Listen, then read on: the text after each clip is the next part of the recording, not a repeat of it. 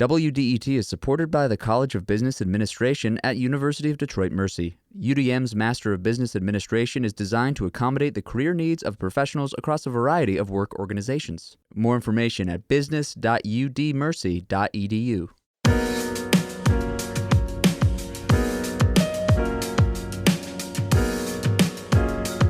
It's the Metro on 101.9 WDET. I'm Nick Austin, flying solo as Tia Graham enjoys a well-deserved week off.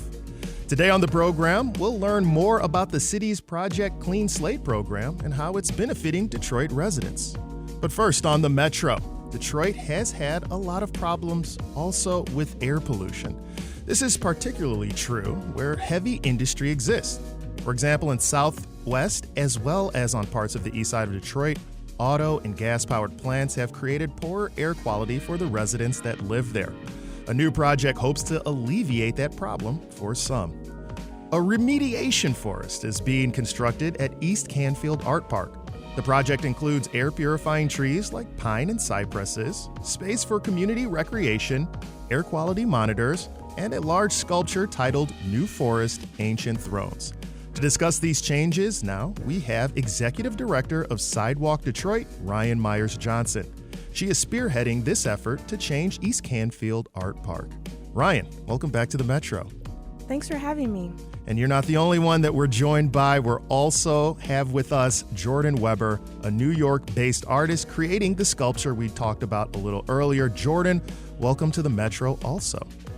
Thank you. Thank you for having me on. Now, happy to have you here too, but we're going to start with Ryan because you came into the studio, which we appreciate. I know New York's far away. It's all right. We're not going to hold it against you, Jordan. But Ryan, you've been planning to plant pine and cypress trees to, again, mitigate some air pollution and build a structure. So can you tell us a little bit about this project and how it came about? Yes, well, as the executive director at Sidewalk Detroit, our mission is to advance spatial equity through arts, culture, and deep engagement with residents. So we met the amazing founders of Canfield Consortium, two sisters, Kim and Rhonda, at a land use forum and really hit it off with them. We started exploring what a relationship could look like, working with them and working with artists. And from getting to know the amazing work that Canfield Consortium is doing, we were able to visit their art park, and they let us know, that they were really interested in bringing more art, more permanent sculpture to the art park, but they wanted something that was culturally relevant. So through community meetings, through lots of conversation, through door-to-door canvassing, we started to understand the depth of the issue of air quality and of environmental racism there. And so parallel to that process, we were looking for an artist that could really work together with Canfield Consortium to create a piece that speaks to the culture, the legacy, the heritage, and the issues at the forefront of the community. And that's how we found Jordan. So we paired Jordan together with Kim and Rhonda, and as a community effort, really developed this concept for the Detroit Remediation Forest through Jordan's vision to really address environmental racism through his art. Yeah, and we're going to get into the Jordan portion of this in just a moment, but I know there's going to be people listening not only in that East Canfield neighborhood, but also some from outside of it who might not be so familiar with it, as well as the issues that you guys have been facing there. So for those who don't know, can you just tell us a little bit more about the neighborhood, including where it's located and the issues with air pollution? Yeah, East Canfield is a really beautiful neighborhood on the east side of Detroit, and we've been really fortunate to be able to partner with some amazing organizations there. So the Barack Obama Academy, for example, is directly across the street from the art park, and so working together with the students and with Canfield Consortium on a series of lots that Canfield Consortium has purchased that were, just vacant lots, had experienced some blight to really start to revitalize it.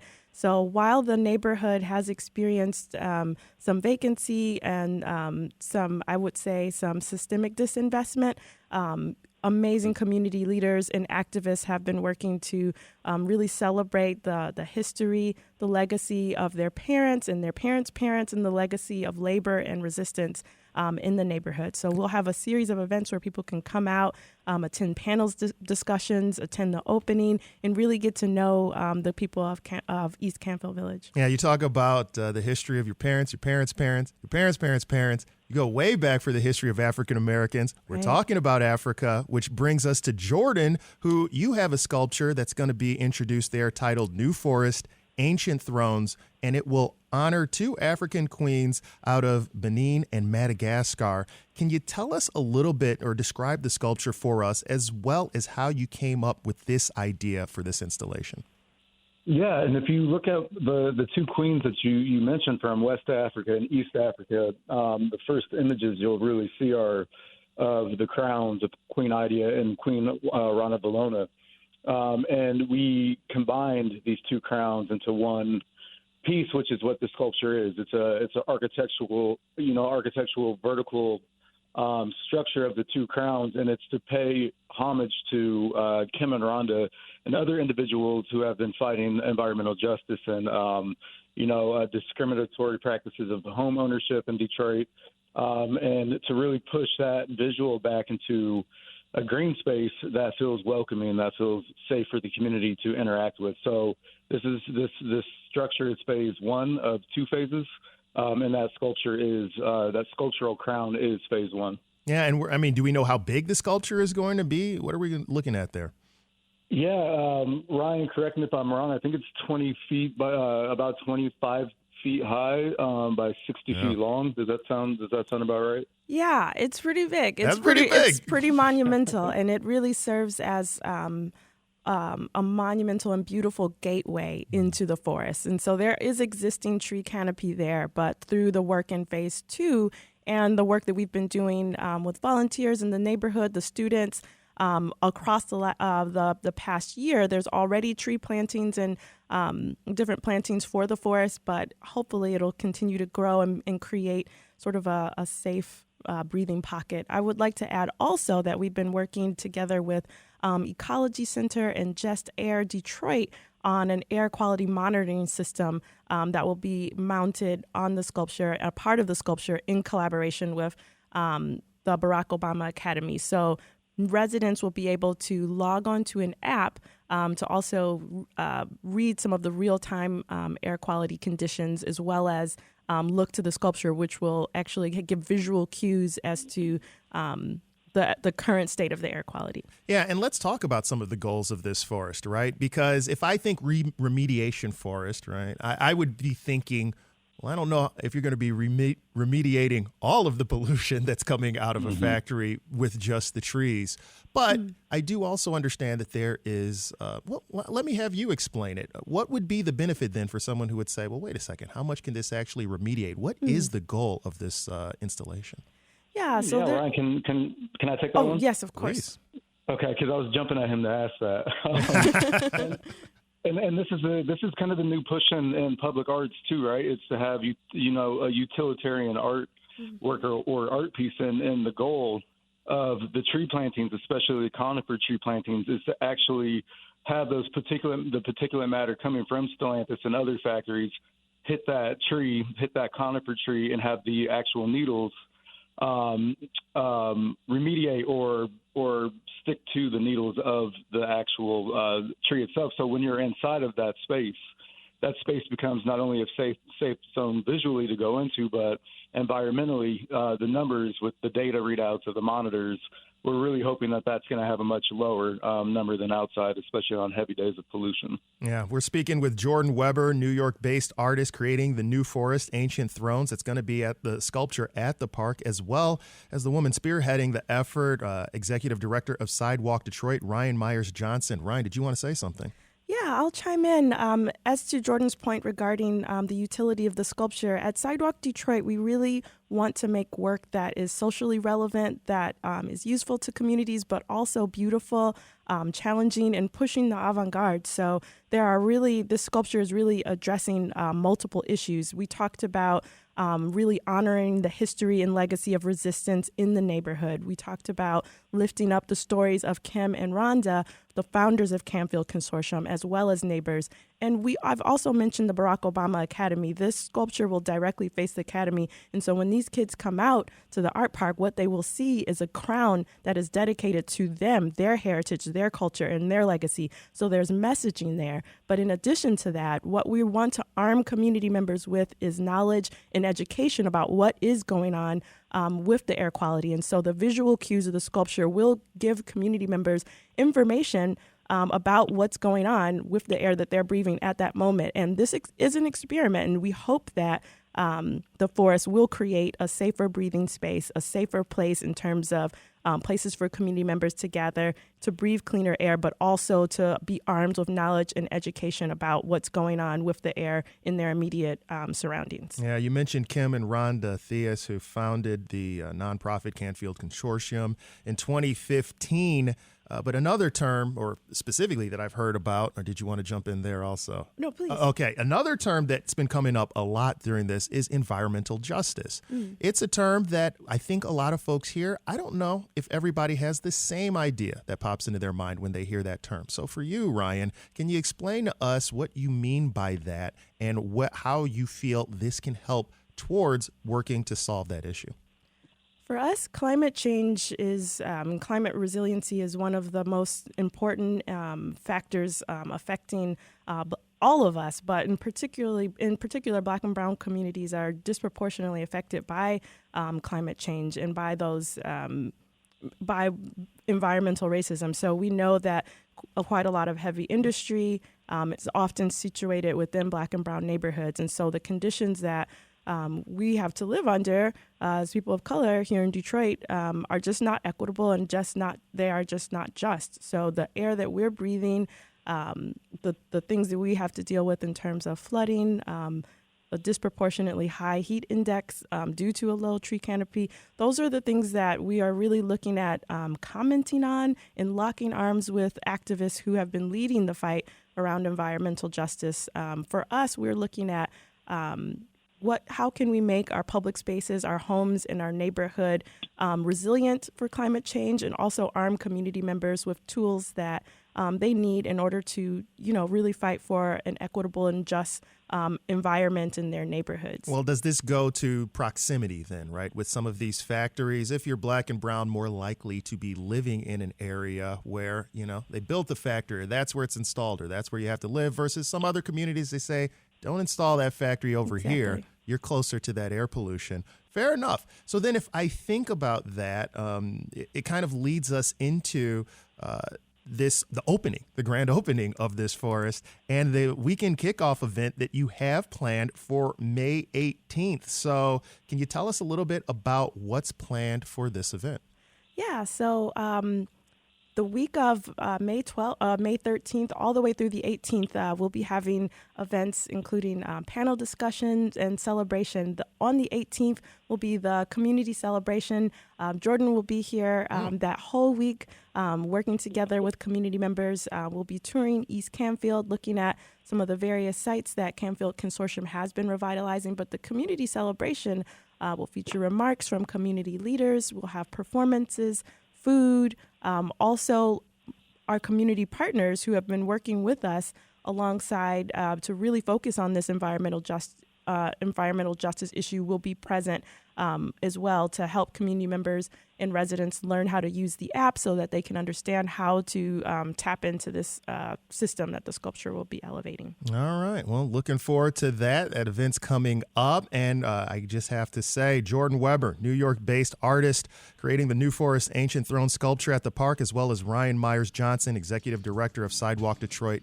Thank you so much for joining us on the Metro. Thank you.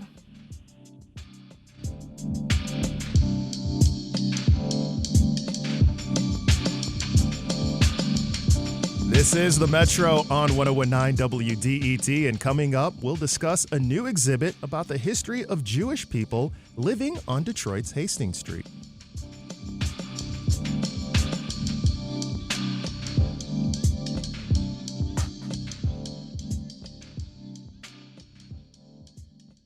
WDET is supported by the College of Business Administration at the University of Detroit Mercy. UDM is offering a new Master of Science degree in ethical leadership focused on sustainable, ethical, and inclusive problem solving. Admission is open to qualified applicants with a bachelor's degree in any field. Course selection is flexible, with no prerequisites, 4 required courses, and 6 electives. Learn more at business.udmercy.edu.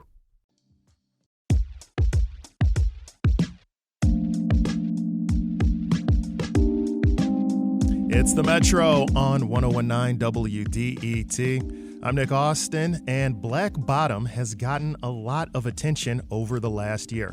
That's in part because of the state's effort to tear down I-375, which originally destroyed the Black Bottom neighborhood and displaced many black residents and black-owned businesses. But while black Detroiters bore a disproportionate brunt from the highways that destroyed the neighborhood, they weren't the only people that were displaced. Jewish people also had a long history in Detroit, and for them, a lot of it began in the late 1800s on Hastings Street. Now in tandem with the Jewish Historical Society of Michigan, the Detroit Historical Museum is running an exhibit titled In the Neighborhood, Everyday Life on Hastings Street, about the Jewish enclave that used to exist on Hastings Street before I-375 and I-75 were created. To discuss the exhibit now, we have Catherine Cangany with us. She is the executive director of the Jewish Historical Society of Michigan and gave a lecture about the kosher meat riot of 1910 for the exhibit on Sunday. Catherine, welcome to the Metro. Thank you. Good to be here. Yeah, happy to have you here. Also, we do hear about, probably should hear more about the history of Black Detroiters in Black Bottom, but this is a really interesting insight. So before we get into the settlement, can you tell us anything about the trend of how most Jews got to Detroit in the late 1800s and 1900s? So the neighborhoods that you know as Black Bottom and Paradise Valley were home to about 70,000 Eastern European Jews who started arriving in Detroit in the 1880s through the 1920s. And so for them, this was the neighborhood that they called home. And it was much like where they had left in the Russian Empire. Everything was within walking distance. They were together. They could speak Yiddish. They were Orthodox Jews. They kept kosher. So it was a way to preserve religion and cultural identity in a new space. Yeah, which I think we see a lot of even to this day. But it would be interesting to me that so many end up there on Hastings Street. Can you tell us a little bit about why that happened? Why was that the place? Well, this was the neighborhood where European immigrants came. This was the place to go, and so there was certainly word of mouth that was happening. This was also where it was comfortable for immigrants to be, with people who spoke their primary language, which was Yiddish, but also their secondary languages, Polish and Russian. There was comfort in being together, so it was a natural place where they settled. Yeah, and we also mentioned, of course, that there were a lot of Black Detroiters who lived in the area. Can you tell us what were the relations like between the Black and Jewish communities that lived there in the late 1800s and early 1900s? So we partnered with a number of Black historians and archivists in this portion of the exhibit to talk about what that committee calls the synergies between the Jewish and Black communities, meaning those points of cooperation, but also those moments of tension. So one place that we highlight as a moment of cooperation is around arts and culture, and particularly music. The black and tan nightclubs of Detroit, with the ones that had integrated audiences, were a collaboration between the Jewish and Black communities. We focus on one in particular in the exhibit, and that's Club Harlem.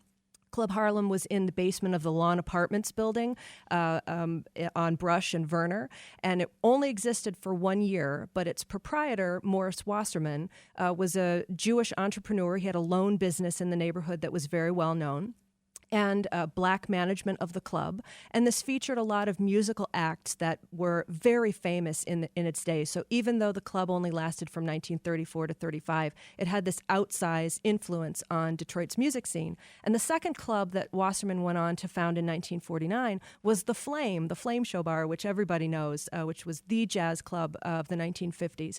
And so Jamon Jordan, who's the official historian for the city of Detroit, likes to say there would have been no Motown Records had there not been this collaboration between Jewish and black entrepreneurs in these integrated nightclubs. You got to be quite a club if 90 years later, after 1 year of operation, they're still talking about you. So I'll give it up there.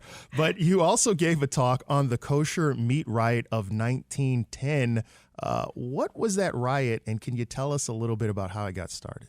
In the early 20th century, across the United States, not just in Jewish communities, there was a conglomeration of 5 of the biggest meat packing industries in the U.S., and it operated out of Chicago. And basically, it, through corporate greed, instituted a rate hike, not just on beef, but on all the industries that they also controlled, railroads, steel, etc. So in the early 20th century, everybody was experiencing abnormally high pricing for meat, and that went double in those keeping kosher because that portion of the market, the kosher portion, was so small. So in 1910, Orthodox women on Hastings Street noticed that the prices of the beef they were paying went up 250%, from 6 to 8 cents per pound up to almost 18 cents per pound. And this was a working class community. It was very hand to mouth, and so this was an incredible burden for the community. So the women got together, they organized, and they started with a boycotting kosher meat. Ultimately turned into a riot, but I'll hasten to add nobody was injured, only property damage, nobody even went to jail, but they got the prices back down to where they needed to be. So it was this incredible moment in Detroit's labor and gender history that was completely forgotten. We're speaking with Catherine Cangany, Executive Director of the Jewish Historical Society of Michigan. And Catherine, we're talking about this in the neighborhood exhibit that's happening at the Detroit Historical Museum from now to July. Is there a particular reason why you chose or were choosing to have this exhibit now? And can you tell us a little bit about the inspiration for it? So the big reason is the I-375 project, which not just the road portion of it, but also the redevelopment portion. And the city and the state and the community are asking questions about how to repair the harm that was done when these neighborhoods were torn down beginning in 1949, and upwards of probably 125,000 black Detroiters were displaced during a time of incredible housing shortage, and so there was no place for a lot of these folks to go.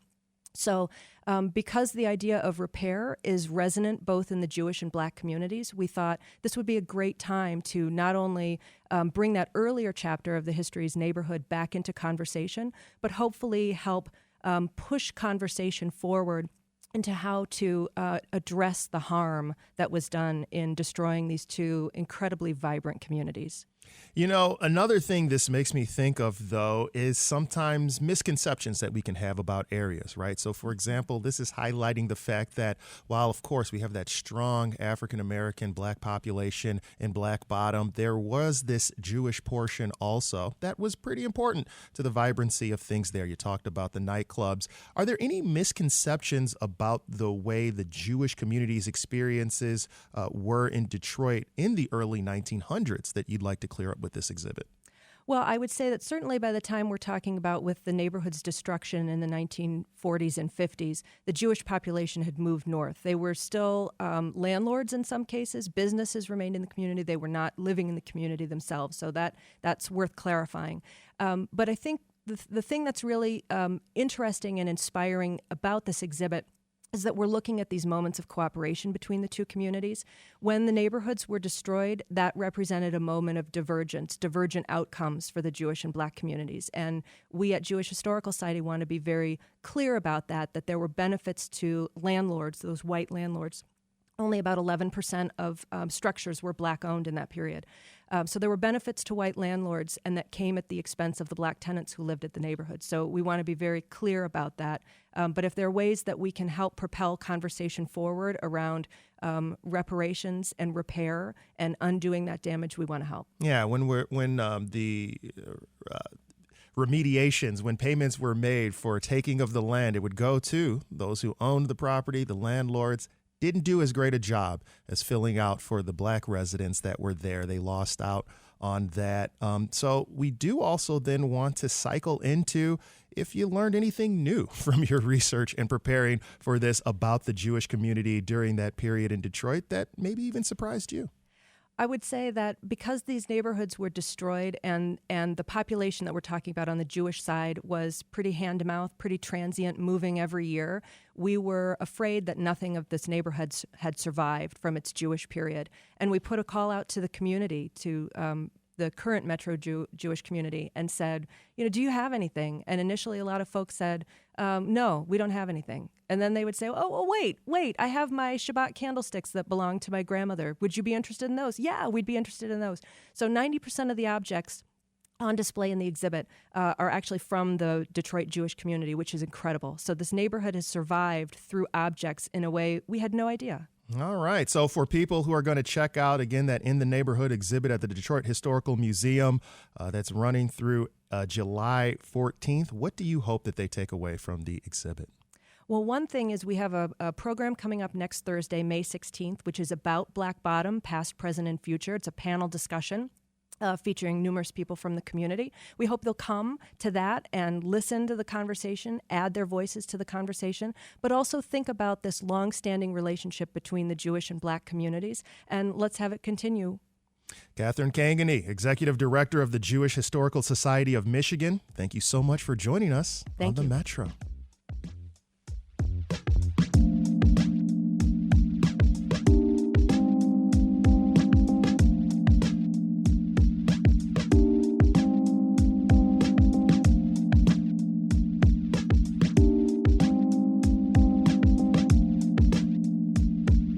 This is the Metro on 101.9 WDET. I am Nick Austin, and one of the events that was celebrated this week was a little bit different. Not specifically a holiday, but the celebration of the expungement of 10,000 conviction records done by Detroit Mayor Mike Duggan as well as other city officials.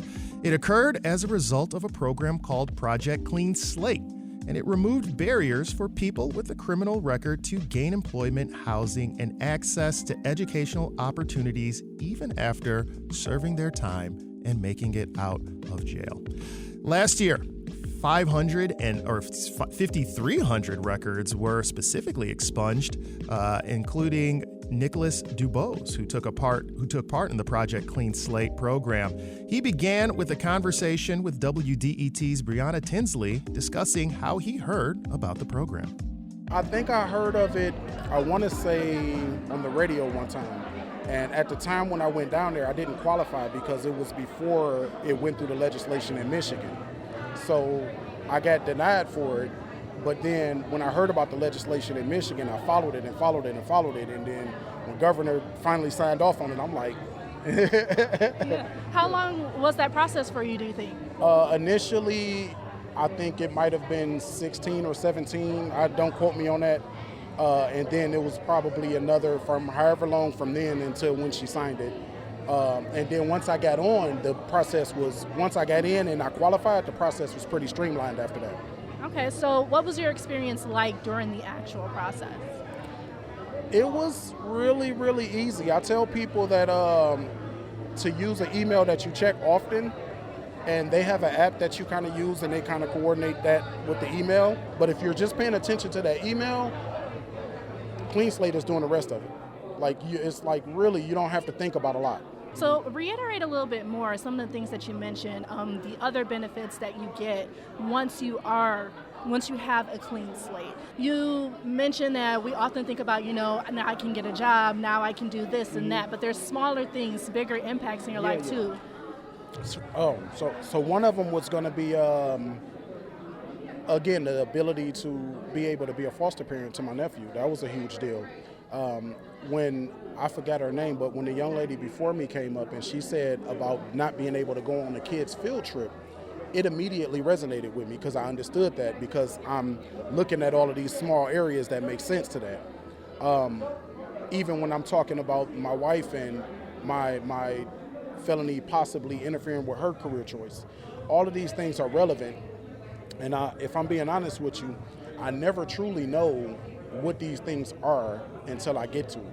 And once I get to them, then I'm like, oh, that was Clean Slate, right? Like that's kind of how this has been going for me. And so I'm just really excited for the future. And, excited to see, I'm excited for the future, excited to see what other things will pop up, but I'm mostly excited for the rest of the people that's going to get expunged, and they're going to bump into these areas as well.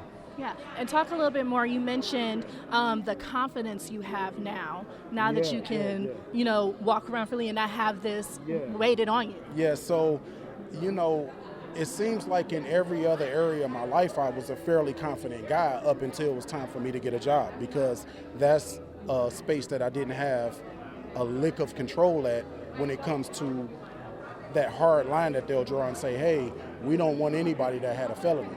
So I walk in there and I just don't have the it's almost, I feel like if I get a job, I'm lucky. Whatever the starting pay is, they say, hey, the starting pay is $14 an hour. I'm like, hey, great, right? Like, as opposed to looking at it and saying, hey, I have experience, I'm worth more than that, right?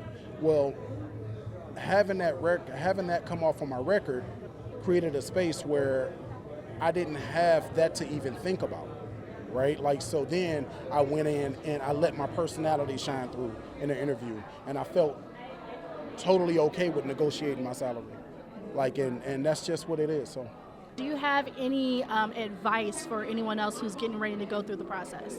Yes. Make sure, like I said earlier, I mentioned it earlier, make sure you use an email that you check often. They're going to communicate with you through the email and through the app. And think of your future. Think of your things that you will want to do once you get to that expungement. Once you get the expungement, think of some of the things that you want to do, because like passports, if you want to travel, like all of that stuff is on the floor now. It's on the table. That was Nicholas Dubose, one of the 10,000 people to have their records expunged through Project Clean Slate. He spoke with WDET's Brianna Tinsley.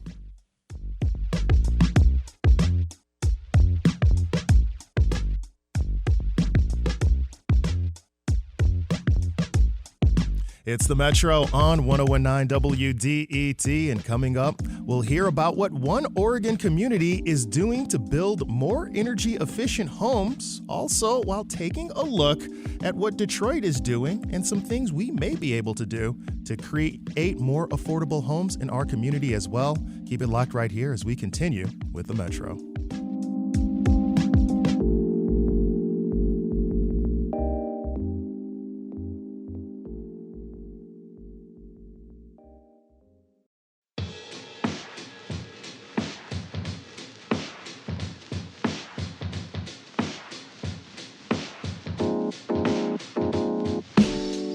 It's the Metro on 1019 WDET. I'm Nick Austin, and as you heard a little bit earlier in the show with thoughts of the need for remediation forests, our world is heating up. But one way to slow or stop that trend is by constructing homes and buildings that run on clean energy. This includes insulating structures and applying solar panels and heat pumps to them. A tribal community in Oregon is trying to do just that. Build homes that are both energy efficient and affordable. Oregon Public Broadcasting's Monica Samayora has this story. Marcella Selwyn is excited to see her nearly finished 2-bedroom townhome. Oh my goodness. Oh wow. There are 24 townhomes like Selwyn's, all part of what's called the Creekside Elder Housing Development. These townhomes are for the Confederated Tribes of Grand Ronde elders who live about an hour and a half southwest of Portland. This is huge. I love it. Selwyn is 80 years old. She's lived in the Grand Ronde community for 17 years. Her new home is designed to be highly energy efficient. She has all-electric appliances, solar panels, battery storage, a heat pump, and an electric vehicle charger. But it's the sun tunnels she likes best that bring natural light through the ceiling to brighten hallways. I never knew that how much light there was going to be. I love that. The Confederated Tribes of Grand Ronde worked with a nonprofit Energy Trust of Oregon to put energy-saving technologies into each home in the development. The goal is to help reduce emissions that contribute to human-caused climate change. We've all learned more about climate change and the effects of that. This is Denise Harvey. She's a Grand Ronde Tribal Council member. And the energy efficiency opportunities come up. Pretty much today, we try and do this with all of our new construction. Harvey says high construction costs have always been an issue for the tribe, as well as figuring out ways to help tribal members deal with wildfire smoke and extreme heat. Now, Harvey says tribal elders can live in these energy-efficient homes while continuing the tradition of being good stewards of the earth. I think it's just over time where you show people, you educate them, they experience it, and then it's something that they've learned, something that's new, something they transfer down to their children, their grandchildren. Each new home will produce enough energy from solar panels to power them without tapping into the power grid. Scott Leonard with the Energy Trust of Oregon says the tribe's focus on building energy-efficient homes is more cost-effective than retrofitting them. He says the tribe also reduced costs by using renewable energy rebates from the state and local nonprofits. It's a plan Leonard hopes others can replicate. It's important for kind of everyone to know that this can be done. Similar homes are being built in smaller communities in the country, including North Carolina. Carlos Eduardo Martin directs a Remodeling Futures program at Harvard. He says the Creekside Elder Housing Development shows what can be done with energy-efficient technologies to lower emissions. I'm grateful for projects like this that show technologies that we know work applied to a community that needs them, that deserves them. The technology isn't new, but Martin says building homes with a focus on energy efficiency deserves to be embraced more. I like to hope that we're going to see more of this trend, mainly because some of the recent legislation. He's referring to the country's first major climate policy that dedicates billions of dollars toward the renewable energy transition. That includes helping homeowners to switch to energy-efficient appliances, features Marcella Selwyn and other elders are enjoying. I have no words to say. Selwyn moved into her new townhouse this spring with her son and dog. That was Oregon Public Broadcasting's Monica Samayora looking at the different ways Americans are building energy-efficient homes.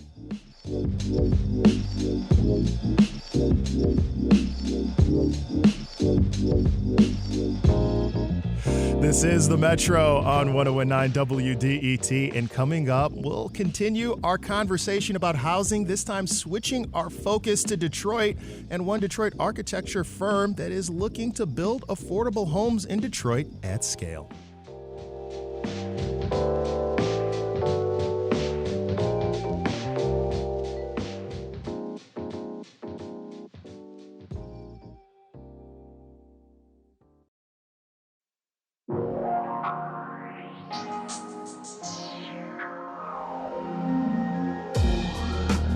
It's the Metro on 1019 WDET. I'm Nick Austin, and now we switch from the story of housing nationally to something a little bit closer to home here locally, as would-be homeowners and renters in Michigan face no shortage of barriers in the quest for housing. But despite the amount of land that those potential homeowners have access to, since the pandemic in particular, here in Detroit, costs to both rent and own housing have increased substantially. What's the cause? The lack of inventory. Simply put, we don't have enough homes for these buyers, and that's before we even factor in elevated interest rates. So, to discuss why these issues persist and the challenges facing us in Detroit, as well as some potential solutions, we're joined by Brett Crandall. He's the director of Design for 3 Squared Homes, an architecture firm that focuses on technology to build mixed-use spaces, and he's currently working on a prototype home that aims to use digital fabrication in unique ways to potentially build more housing at scale. Brett, welcome to the Metro. Thank you. Good to be here. Yeah, my description probably not quite as clean and efficient as you could put it, but one of the reasons we brought you in here is because that prototype that you're working on, getting pretty close to completion. So before we get into just the overall housing situations, can you tell us a little bit about what this home project you're working on is and why you think it's something that, and what you're trying to accomplish with it? Yeah, absolutely. Well, I mean, first and foremost, people don't believe you unless you do it and show them. So And so I endeavored to build the first prototype myself. It's going to be my wife and I's permanent residence here in North Corktown. And just so that we know, Home, H-O-U-M, can you tell people who might not have heard about it what that specifically is and entails? Yeah, so 3 Squared Inc. is my architecture firm that's also located in North Corktown, where I've been for going on 8 years now. Home, H-O-U-M, which is the phonetic spelling of home, is a design practice that I started way back in college that has gone through research and development in order to get to the point where we can actually put this into practice. And so these two firms have actually come together on this project, and now on a number of projects where you could think of it as Home is the designer of record, and 3 Squared Inc. is the architecture firm that allows you the project management, the facilitation to get through the permits and everything like that. And so Home's the designer behind this prototype house that we're building in Corktown. So one of the things that it's looking to do is help us get more move-in ready homes on the market. But before we even talk about how this might be a solution to that and what this home looks like, I think it's difficult for some, especially when they think about the amount of land we have in Detroit, as well as you heard the stories about the $1 house you could buy and everything. What do you mean there's a lack of access to affordable housing? Can you explain for you what the landscape looks like in Detroit and why this is an issue? Well, we used to have a lot of homes. We used to build a lot of homes in a city with this population. It's kind of staggering how few homes are being built. And that's something, as we talk with city officials and we get in front of policymakers, because well, let's be honest, architecture is 10% design and 90% politics, and and that's kind of where the issues start. But Detroit has forgotten how to build homes, and by that I don't mean housing, because there's clearly a lot of projects happening right now. I mean, you look anywhere in the skyline, you'll see a crane, and there's a lot of multifamily housing being built, but majority of that housing is studio unit, 1-bedroom units. But there's a lack of truly accessible single-family residences, and I think that there's a big cry for that. And we look around and see all these vacant lots everywhere, and the process has just been a little bit left in the past. And so we're endeavoring to not only come up with housing delivery solutions, so we can actually like design and build homes, but also like how do you cut through some of that red tape in order to get to the point where you can put a shovel in the ground? Because construction's honestly the easiest part of the whole puzzle. Well, if it's the easiest part of the whole puzzle, you say getting caught up. Well, let's put it this way. I think your phrase was 10% design, 90% politics, which would surprise me, right? I think an architect, why would you be even involved in politics? So can you explain for those who don't understand how it could even be possible that 90% of this is politics, right? Like when you go to architecture school, they don't put you in a political science class, do you? What's going on here? Yeah, it's architecture school and the practice are... There's discrepancies, right? But what are the issues that you say when we talk about 90% politics? Yeah, well, there's a lot of rules to buildings, and the road to hell is paved with good intentions, right? Like there's a reason why there are code books, because it protects the health, safety, and welfare of the general public. That's their goal. And there's really good practices that are laid out in these code books, but those code books it's a lot of reading. And so there's a lot of things in architects' heads that we innately know by practicing, and a lot of that just comes from experience. Like you can't know everything going out the gate. Yeah. And then those code books are then adopted by your local municipality, and there's a whole roadmap. You know, the design piece moves pretty quickly. And then the hard part is making the construction documents that actually tell the general contractors how to build it and how everything comes together. And then you have to get those approved. And that approval process requires a lot of different departments to communicate with one another succinctly. And that is probably the biggest challenge. I mean, going through the process here in Detroit, that has certainly been my biggest challenge, is just getting the different departments to talk to one another when they're supposed to allow you to the next step.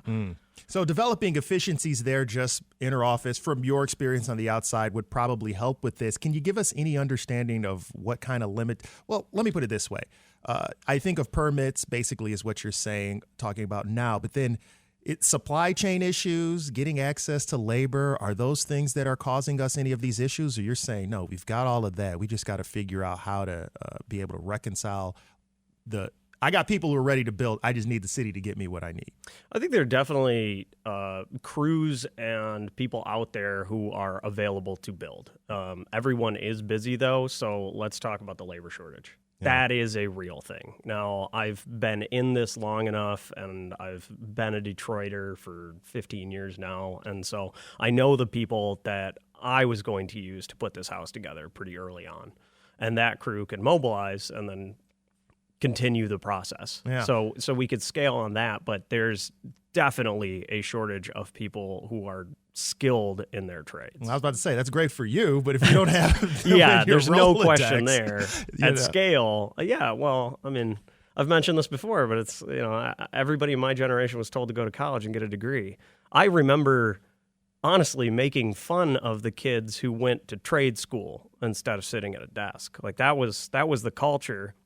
And now we grow up and we don't have anybody who can, plumb a building or wire an electrical panel. You have to go with whoever is available, and usually they're not available, which means that they're going to fix their price and you can't argue with their price. You just have to pay it. And so that starts to weave its way into the cost of housing, which is one of the biggest barriers to all of this. And a lot of that labor conversation is there are people who can do the work if you can find them and know who they are, but the prices are just so high and they're not going back anytime soon. I mean, a building before the pandemic and a building today, there's a 40% difference in cost.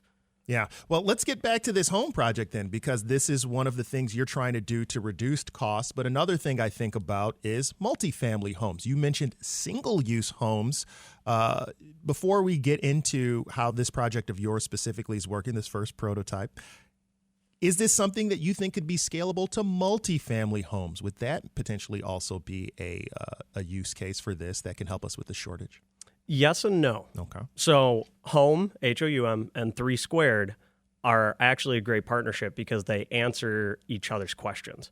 So with 3 Squared Inc., I've built 30-plus shipping container buildings, some of them locally here, and they've been commercial, they've been custom homes, everything in between.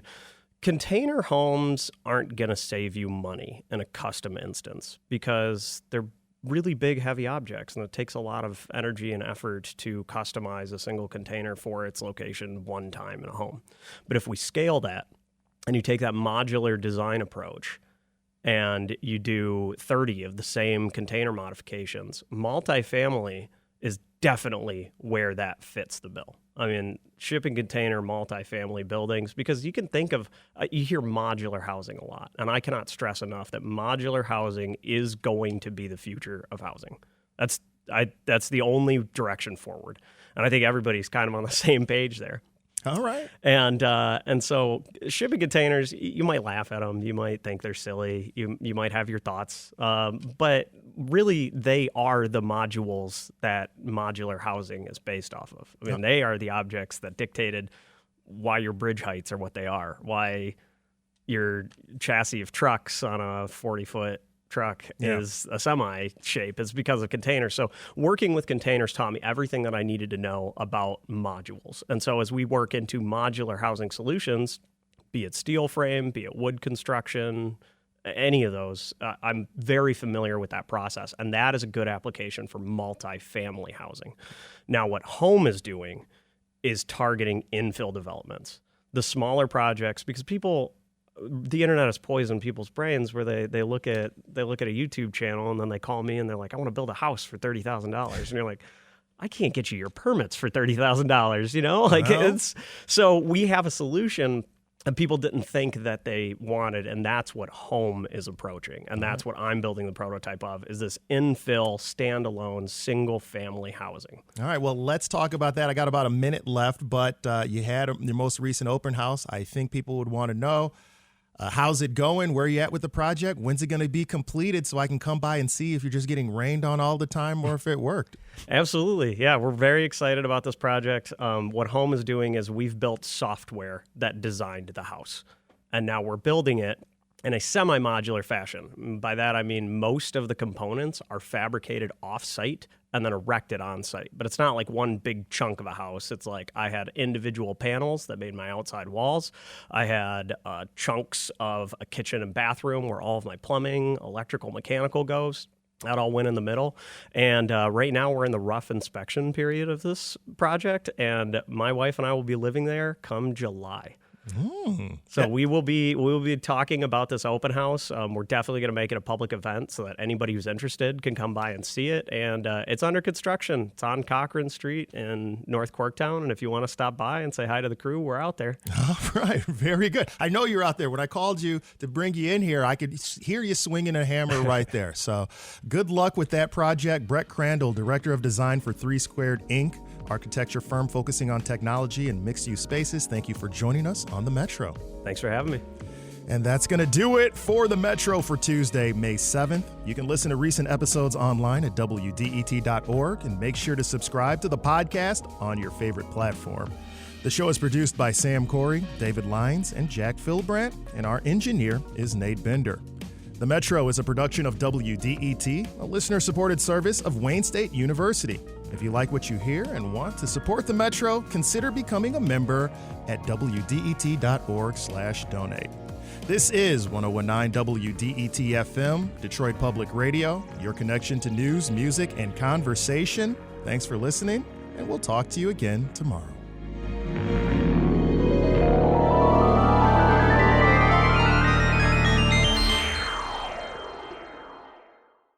WDET is supported by the College of Business Administration at University of Detroit Mercy. UDM is offering a new master's degree in ethical leadership focused on sustainable, ethical, and inclusive problem solving. More information at business.udmercy.edu.